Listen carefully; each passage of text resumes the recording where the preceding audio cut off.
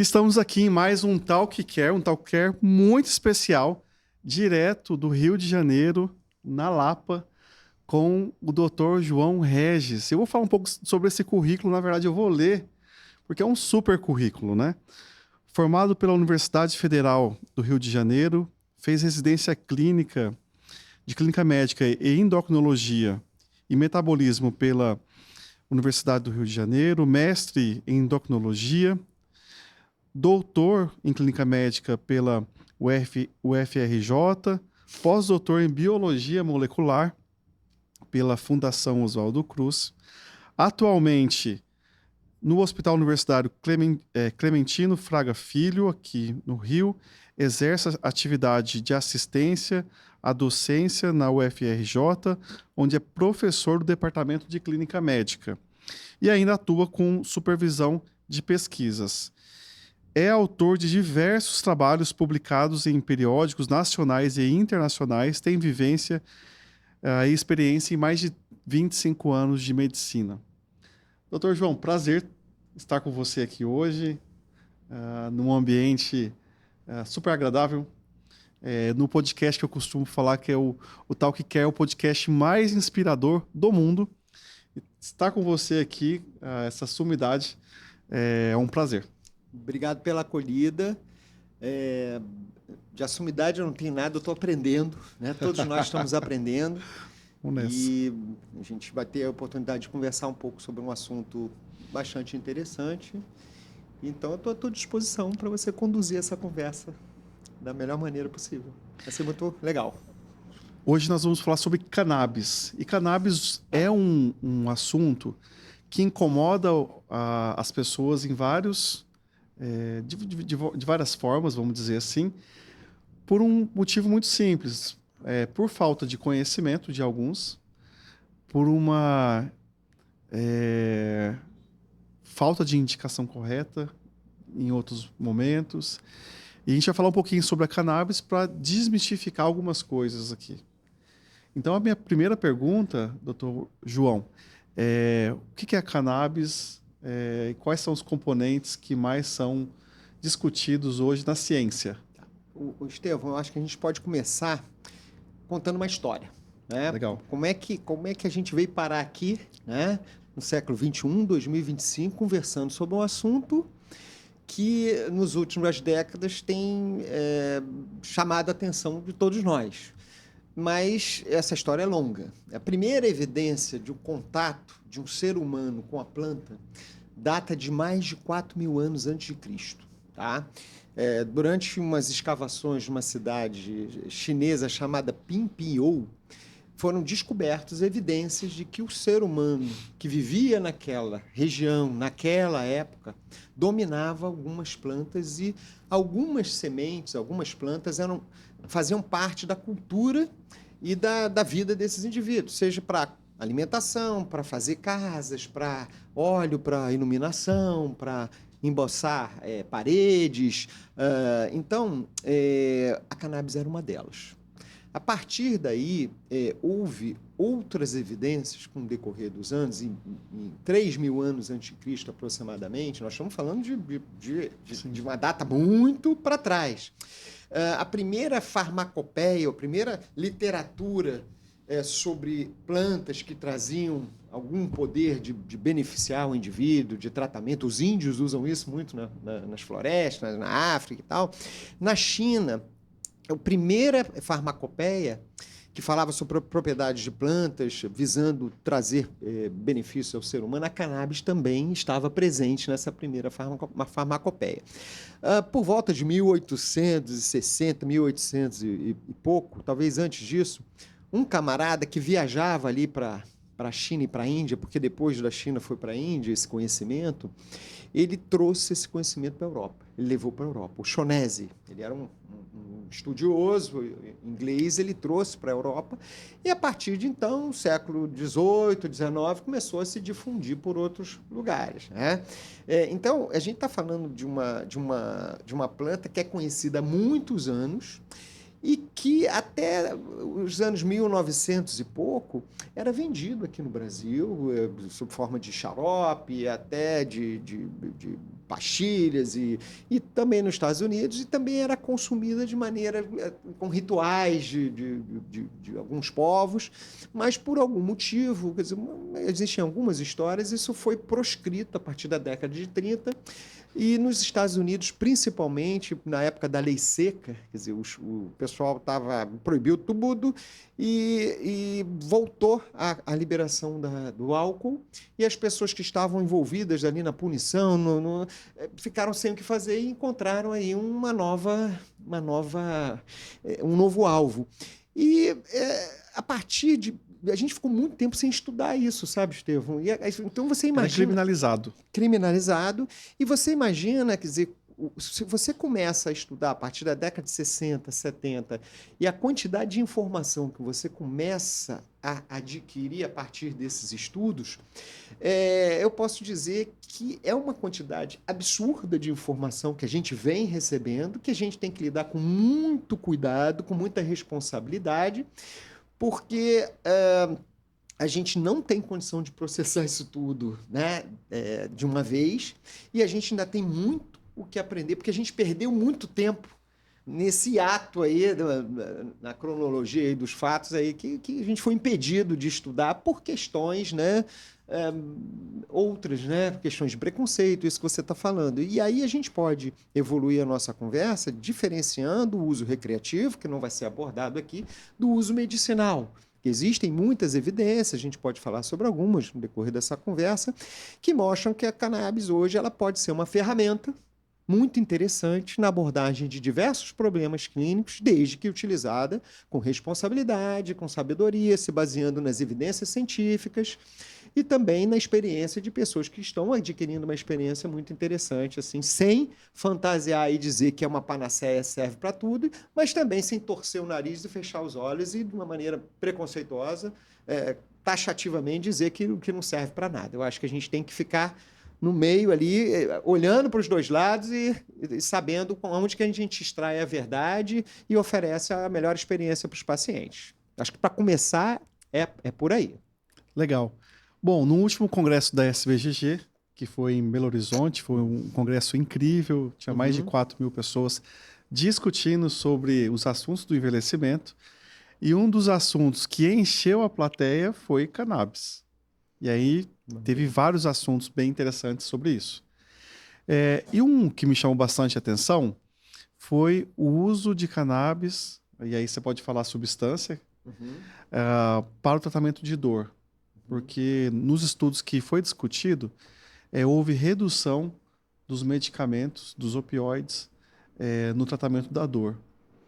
O que a gente tem hoje na medicina para auxiliar quem tem dor crônica ou está em cuidados paliativos, ou dor oncológica?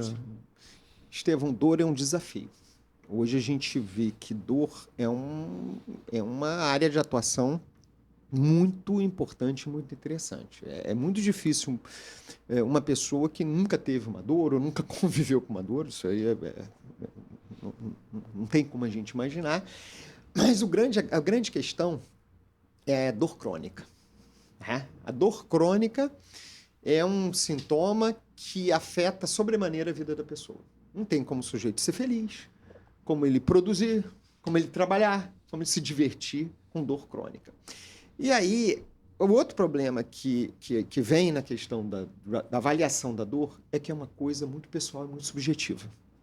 Eu posso medir sua pressão arterial, eu posso medir sua temperatura, a sua glicose plasmática, seu colesterol, seu peso, sua altura. A dor eu não tenho condição de medir.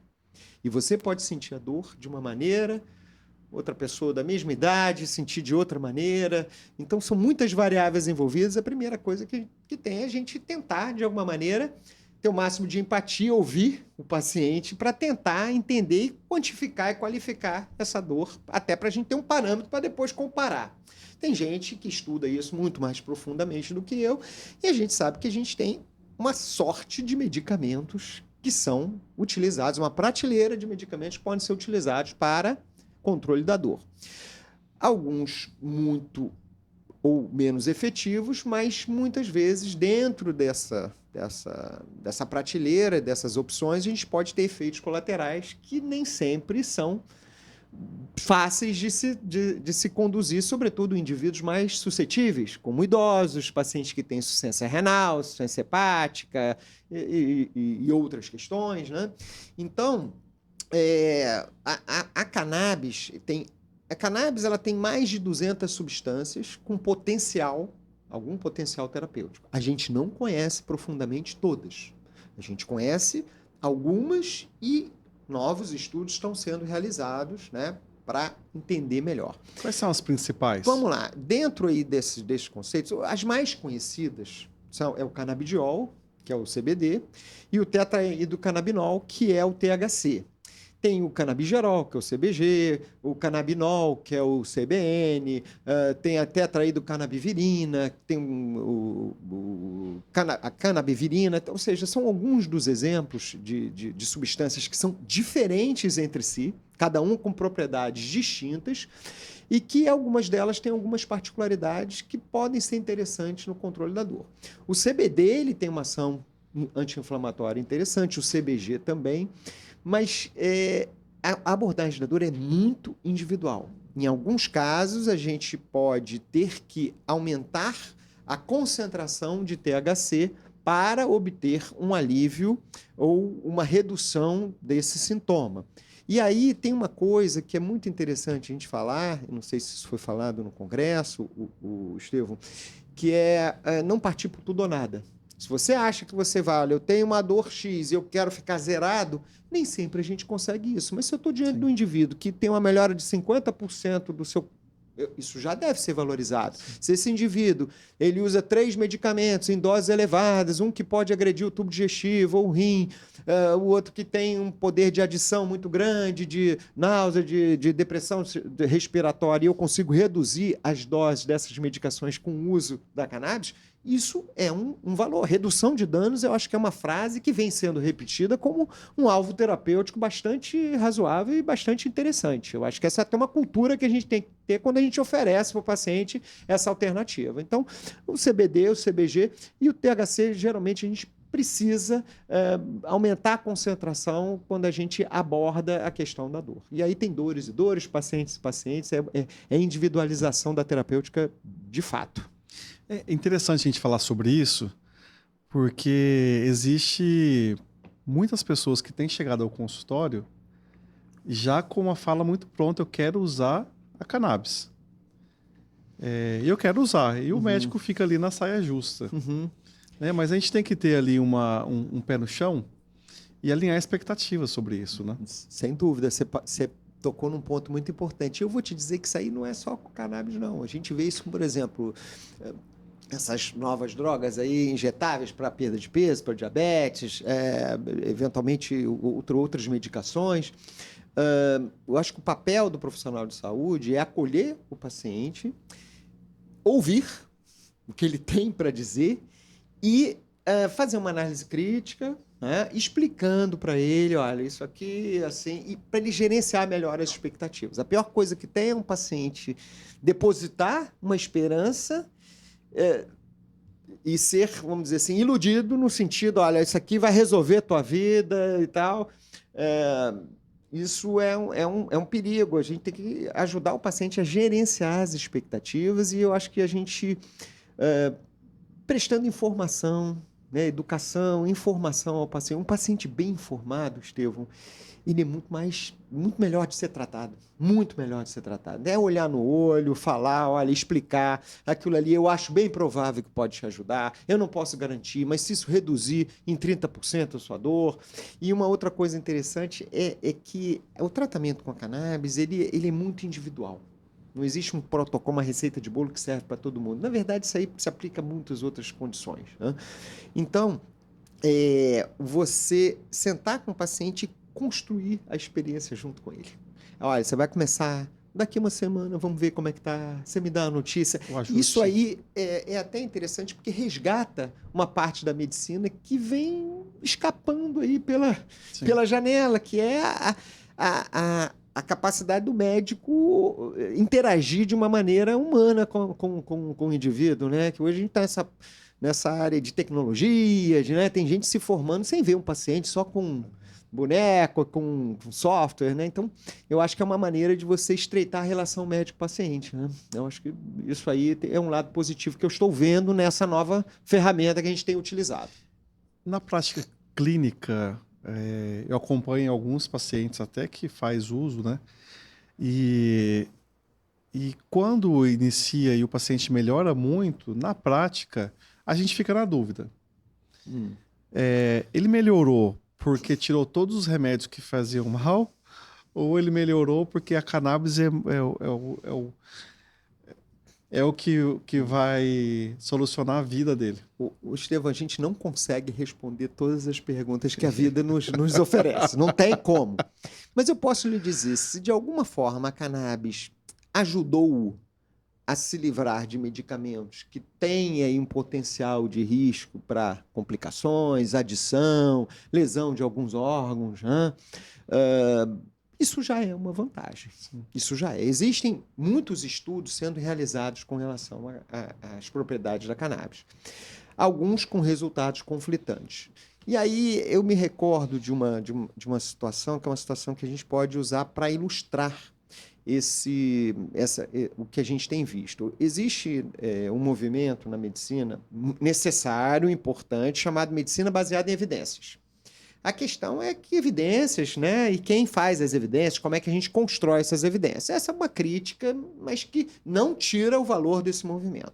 Mas existe uma pirâmide que lá em cima, ou seja, as melhores evidências, elas são construídas através de estudos, meta-análises, que você avalia uma série de estudos bem conduzidos, randomizados, duplo cego. Depois você tem outros estudos que não são meta-análises, mas são estudos duplo cegos, bem conduzidos. Depois outros estudos menos robustos. E lá embaixo, na ralé, ou seja, a pior evidência possível é a experiência do médico, a experiência do profissional.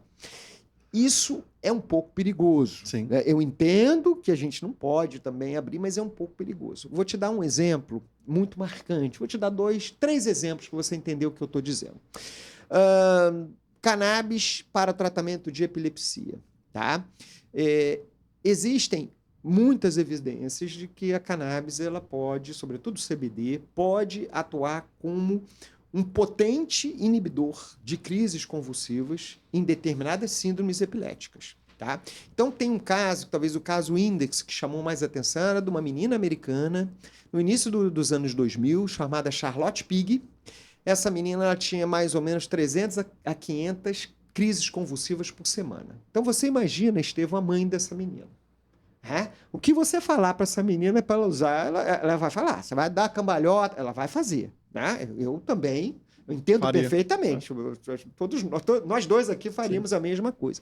E aí essa moça, convivendo com uma situação tão difícil, porque ora a menina estava completamente impedida de ter um aprendizado, de ter uma vida normal por conta das convulsões ou por conta dos remédios que ela usava que causava um torpor, né? uma condição impossível dela evoluir.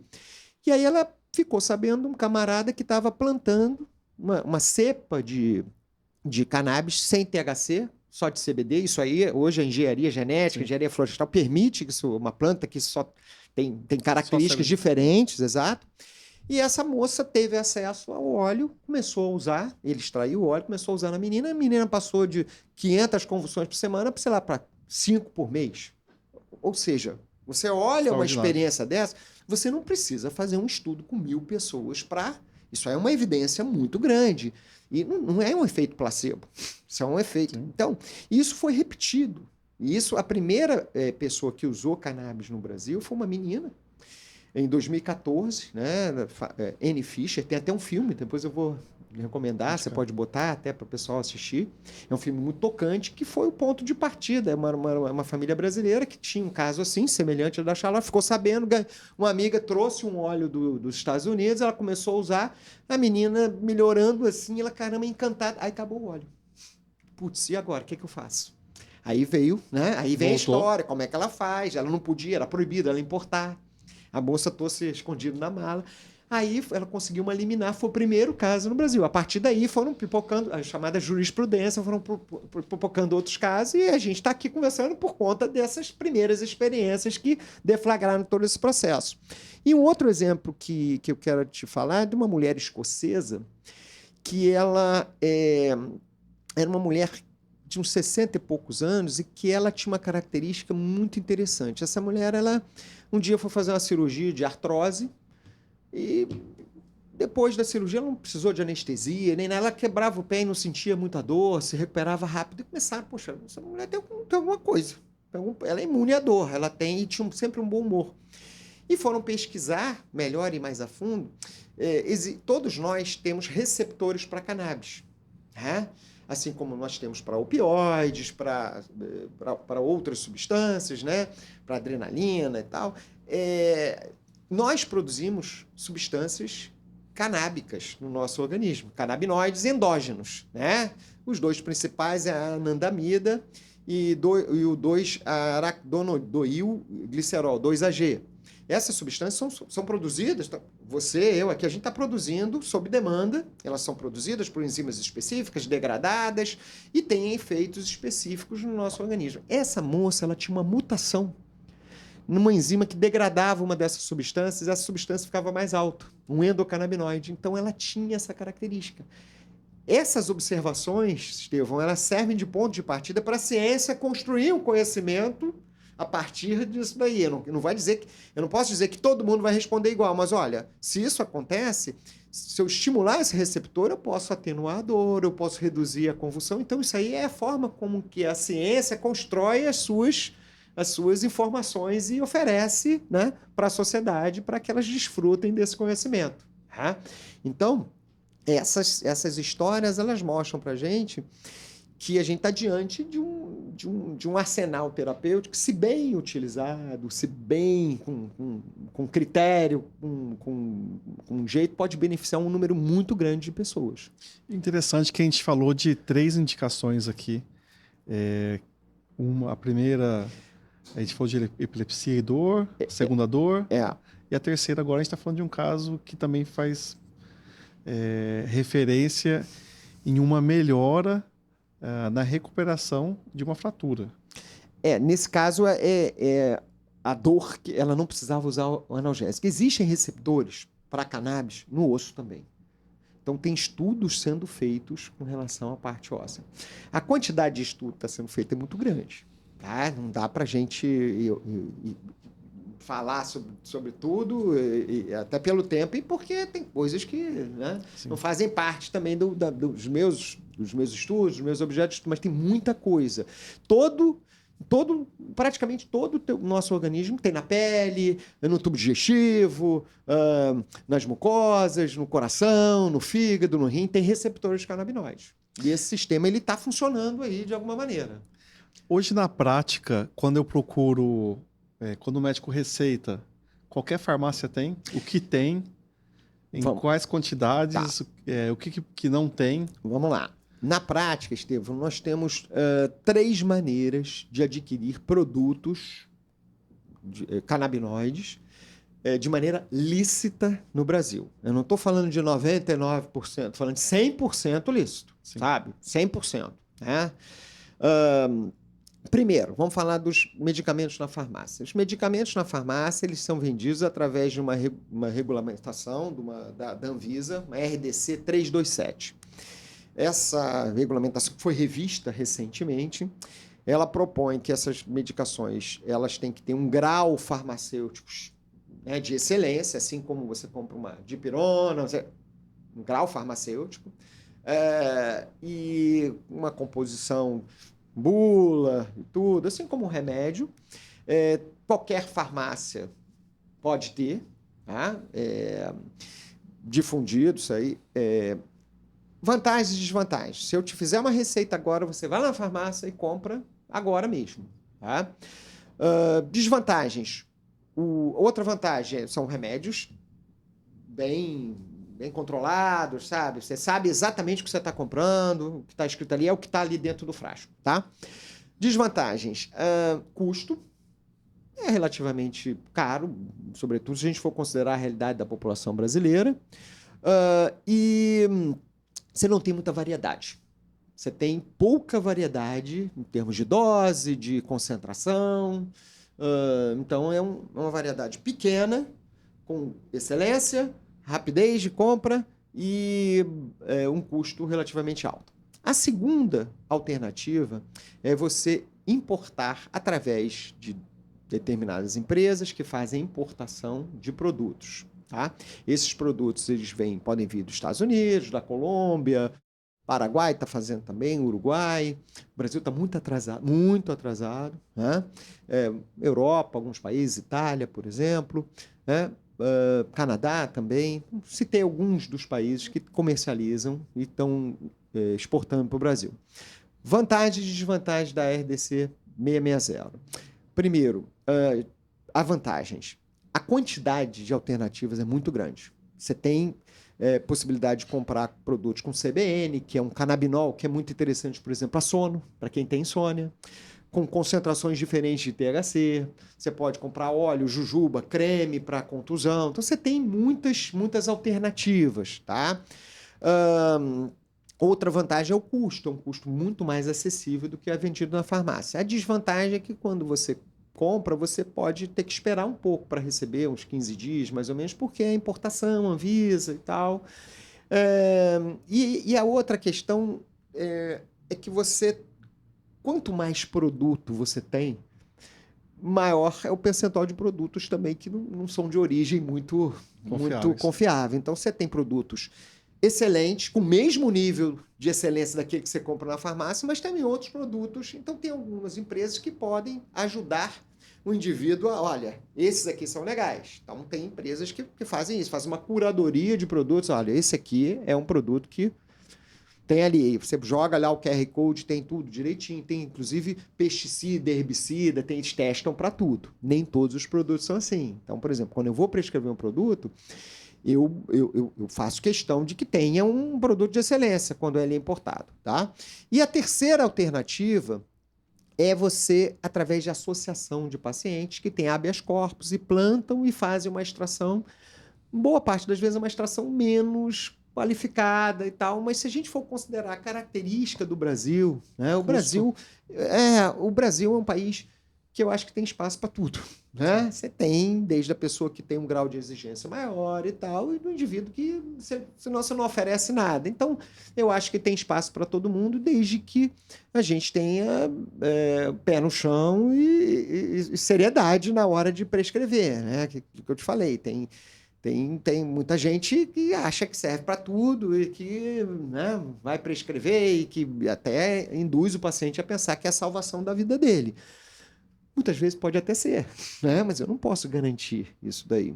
E também não tem o outro lado que quando ele vê esse tipo de observação, ele até alimenta ainda mais a ojeriza e o preconceito a essa alternativa terapêutica. Então, essas são essas três maneiras que hoje a gente pode se utilizar para oferecer essa classe de terapêutica para o paciente. Para o paciente ou para a família que vai comprar um medicamento e vai aplicar no dia a dia, o que ela tem que se preocupar? Qual que é o risco desses medicamentos? Estevão, essa pergunta é muito importante porque existe uma máxima na medicina que é atribuída a Hipócrates, que é o pai da medicina, né? Mas não sei se é dele, não.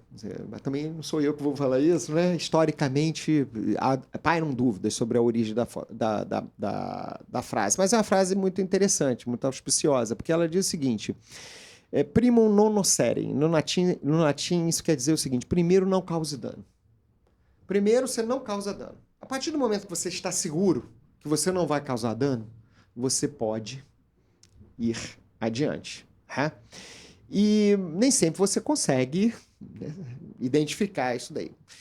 A cannabis é uma substância, quer dizer, quando a gente fala de cannabis em geral, mas a maioria dos canabinoides são muito seguros, extremamente seguros. Vou te dar um exemplo, tá? Se você pega uma caixa, 20 comprimidos de opioides, né? tramadol, por exemplo, E toma, você pode correr o risco de morrer. Sim. Depressão respiratória, broncoaspira, isso pode acontecer. Você não vai conseguir fazer isso com cannabis. Não tem receptor CB1 nem CB2, são os receptores canabinoides, no tronco cerebral. E o máximo que pode acontecer é o sujeito deitar e dormir um pouco, tá? Não existe... Mas uma depressão respiratória nunca. Não. Então não existe na literatura nenhum caso de suicídio ou de morte ou overdose por cannabis. Isso não pode ser interpretado como uma condição assim que, então é simples. Não, de forma alguma. Eu posso ter pessoas mais sensíveis, sobretudo quando eu uso THC em quantidades maiores. Eu posso ter efeitos no sistema nervoso central, psicoativos, né? E que tem pessoas que têm graus de sensibilidade muito diferentes, alterações da pressão, queda da pressão arterial, dependendo da pessoa que começa a usar, você tem que até fazer reajuste de eventuais medicamentos antihipertensivos, reduzir ali. Então, ou o indivíduo, aumento do apetite, dependendo do tipo de canabinoide, ou redução do apetite. Por exemplo, o CBD em altas doses, ele pode causar uma redução de apetite, que não é em todo mundo, mas... por exemplo, crianças autistas ou crianças epiléticas, elas podem precisar usar doses muito elevadas de CBD. Então, as mães geralmente reclamam, olha, meu filho está comendo pouco. Ele melhorou e tal, mas está comendo pouco. Então, são exemplos. E outras questões também que têm que ser levantadas é a interação medicamentosa. Existem algumas medicações que podem ter interação com cannabis, então... você abordar o paciente de uma maneira individual, fazer a leitura de todos esses cenários para poder até entender como é que você vai começar e como é que você vai fazer os ajustes, é o que vai fazer a diferença na condição do tratamento. Então, o primeiro item que uma pessoa deve fazer é procurar um bom médico. Um profissional de saúde habilitado, né? Hoje, isso é uma outra questão. Hoje, quem é que pode prescrever cannabis no Brasil, né? São duas categorias hoje. É o médico e o dentista. Existe uma categoria que, ao meu ver, está muito próxima de obter essa chancela e até me surpreende não ter obtido ainda, que são os médicos veterinários. Né? Porque você imagina, você sabe, todos nós sabemos, o número de animais de estimação de pets aumentou absurdamente no nosso país, sobretudo depois da pandemia. Onde a gente encontra aí estabelecimentos, né, de pet shops, aí uma profusão.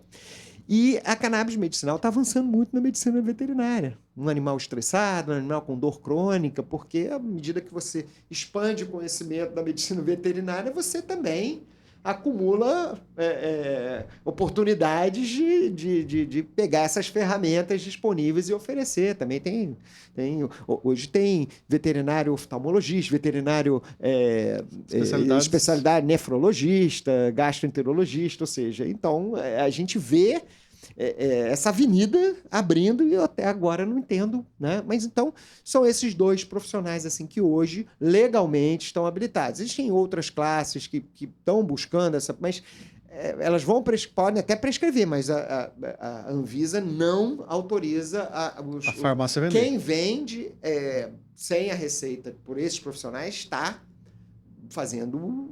cometendo aí um crime, vamos dizer assim. Aí é uma questão de responsabilidade de quem está fazendo.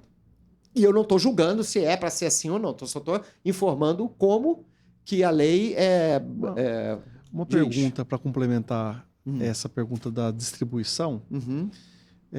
E as manipulações? As farmácias de manipulação já estão fazendo? As farmácias de manipulação, recentemente, agora tem um mês mais ou menos, elas foram autorizadas a manipular o CBD isolado.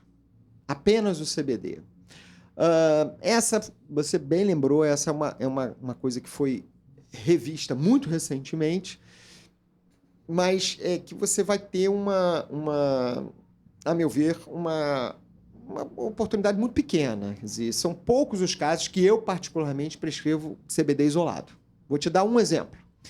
Eu tenho um atleta, e o atleta é profissional, ele é testado, com frequência ele não pode ter outros canabinoides, só o CBD que é autorizado. Inclusive o CBD hoje ele é formalmente aprovado pelo Comitê Olímpico, você pode utilizar, porque Não Atleta tem doping. não tem. Não tem mais, já há alguns anos. E se a gente fala assim, quando atleta, a gente vê lá o atleta numa Olimpíada, num Pan-Americano, parece que é uma vida glamourosa, né? Mas não é. O cara sofre tá pra ali, o cara caramba. sofre muito. O cara é muito. Imagina na véspera de uma final, o cara não consegue dormir, dor crônica. Então não é aquela vida glamourosa. E o que eu fico pensando, né? O sujeito que tira quarto lugar, né? Poxa vida, ele, poxa, batalhou, de repente, por um segundo, uma coisa, ele não chega ali no pódio, né? Essas pessoas, né? Muitas vezes elas precisam de uma ajuda muito grande, psicológica, uma acolhida aí, né? Então, nesse caso, a gente usa um isolado, vamos dizer assim. Outro caso, é paciente, por exemplo, que é motorista de caminhão inflamável, que tem uma empresa que vive sendo testada. Então, são exemplos que eu estou te dando, mas não configura a maioria. Existe uma coisa chamada efeito entourage, ou efeito comitiva. Quando você faz o CBD isolado, você tem um efeito. Quando você faz ele misturado com outros canabinoides em pequenas quantidades e terpenos, que são outras coisas que existem na planta, que tem uma ação sinérgica, você tem um potencial maior de efeito. Isso aí é uma coisa descrita que também é bastante estudada. Então, a gente observa na prática clínica o efeito mais interessante, mas o CBD isolado ele pode ser utilizado também. Doutor João, e para a gente encerrar, vou fazer uma pergunta clássica, né? Qual que é o futuro dessa terapia? Cara, o futuro ele está acontecendo. Enquanto a gente já está no futuro se comparado ao quando a gente começou a conversa, né? Eu acho, o seguinte, eu acho que o Brasil é um país muito grande e muito diverso, é muito diferente, né? A gente tem vários micro países ou micro regiões, assim, cada uma com uma particularidade. E eu acho que a gente ainda usa muito pouco, tá? O número percentual de médicos hoje e dentistas que estão familiarizados e em condições e segurança de prescrever ainda é muito pequeno. Os dados não são muito precisos, mas talvez 2 a 3% dos profissionais estão prescrevendo, entre 2 e 5%. É pouco. Tá? E se a gente for analisar o número de pessoas que podem se beneficiar do uso da cannabis, é muito grande. Né? As 3 principais indicações que eu vejo hoje são condições muito prevalentes no nosso meio. Ansiedade. Ansiedade, o Brasil é o campeão mundial de ansiedade. A Organização Mundial de Saúde estabeleceu, através de uma metodologia que eu não sei exatamente qual foi, mas que o Brasil é o principal em número de pessoas ansiosas. O país mais ansioso do mundo. Do mundo, exatamente. Isso, se a gente for analisar, o Brasil é o país que tem mais celular per capita. O Brasil tem 215 milhões de habitantes, mais ou menos 280 milhões de celulares. Então, isso aí, o celular, ele pode salvar a tua vida, mas também pode te encrencar, né? Então, tem gente ansiosa, com déficit de atenção, né? Jogo de azar, tem uma porção de coisa aí acontecendo aí por conta dessa tecnologia que ela salva, mas também enterra, né, o sonho das pessoas.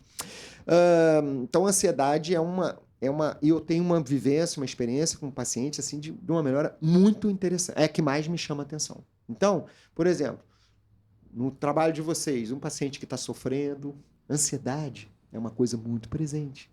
No paciente e no familiar também. Família, né? Todo mundo, exatamente. É um bom exemplo. E dor gera ansiedade, angústia com resultado de exame, tudo isso gera ansiedade. Quando você reduz a ansiedade, você pode suportar melhor a dor. Você pode pensar melhor, tomada de decisão, né? Até para ajudar o profissional de saúde a conduzir o teu caso da melhor maneira. Então, a ansiedade é uma delas. A segunda, insônia. Insônia. A prevalência de insônia aqui é muito grande também. Né? Melhora o sono REM. Ele melhora a arquitetura do sono. Ele não induz o sono. Então, o CBD com CBN e uma concentração pequena de THC, que não chega a dar alterações psíquicas, mas que pode ajudar nessa questão do sono, é muito interessante e segura. Tá? Então, sono é uma outra aplicação que a gente vê. Né? Eu não posso dizer, evidentemente, que todo mundo vai responder da mesma maneira, mas eu tenho pacientes, por exemplo, que usavam 2 comprimidos de Zolpidem, com a cannabis passaram a usar meio. Ele não deixou de usar a medicação, mas, poxa, houve uma redução de dano. Redução de dano é uma frase que a gente acaba replicando, né, com muita frequência. E a terceira condição que a gente já falou, né, anteriormente, que é dor crônica. Dor crônica é uma... Você sabe qual é a maior queixa das pessoas? Aí a nível mundial, quando vai num consultório, é dor lombar, dor nas costas. Muito tempo no escritório, né, carregar peso, ou seja, a dor nas costas é o sintoma mais prevalente na queixa do indivíduo que vai procurar um profissional de saúde. E a cannabis ela pode ser uma ferramenta interessante também para dor. Aí tem crise, epilepsia, determinados tipos de epilepsia, autismo, você tem resultados muito interessantes. E outras pesquisas aí a nível metabólico, câncer. A gente fez recentemente uma revisão de literatura e foi aceita para publicação. Depois eu te mando um artigo nosso, do nosso grupo lá da UFRJ, sobre câncer e cannabis. Depois eu até te mando para você, mostrando justamente isso. Eu não posso dizer para o paciente que ele vai melhorar o câncer, mas o indivíduo que tem uma neoplasia, ele vai conviver com dor, vai com ansiedade, com expectativa. Então, são benefícios indiretos. E também tem alguns estudos moleculares mostrando que existem algumas perspectivas em determinados canabinoides ou, através desse conhecimento, a indústria desenvolver fármacos sintéticos que ativam receptores específicos baseados nesses conhecimentos que também podem oferecer para esses pacientes uma perspectiva melhor no futuro próximo. Incrível. É muita coisa, né, Chico? É muita coisa. E assim a gente termina esse Talk Care lá para Rio de Janeiro. É um prazer estar com você aqui, Dr. João Regis. Mas é meu também. Eu acho que esse foi um dos podcasts mais incríveis que eu participei. E tomara que venha outros. Estamos aí. Até mais. Tchau, tudo de bom.